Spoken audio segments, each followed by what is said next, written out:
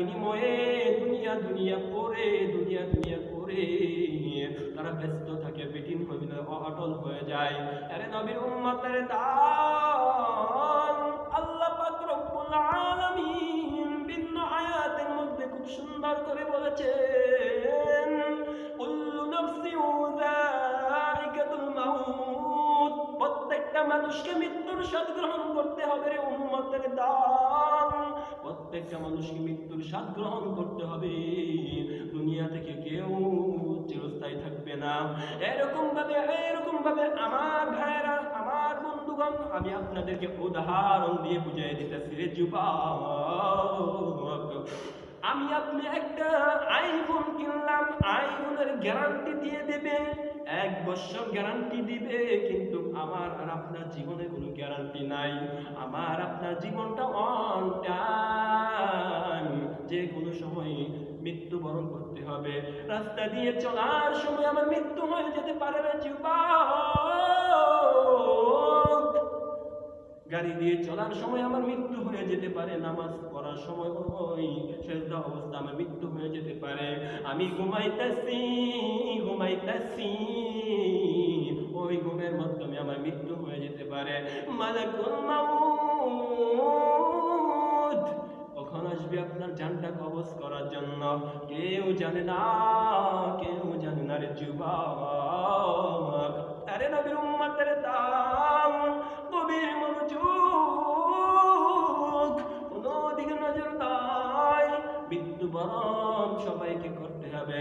আল্লাহ পাক রব্বুল আলামিন ডাক দিয়ে বলবে, আরে মালাকুল মাউত, যাও তুমি ইসরাফিলের জানটাকে তুমি কবজ করো।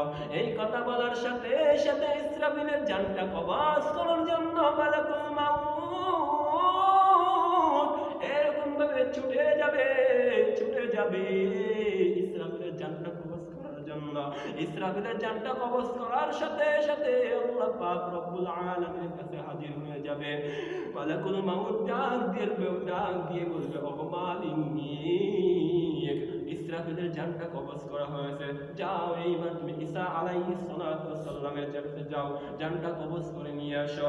ইসরাফিলের জানটা কবজ করে ঈসা আলাইহিস সালাতু ওয়াস সালামের জানটা কবজ করার পরে, যাও তুমি অমুকের জানটা কবজ করে নিয়ে আসো।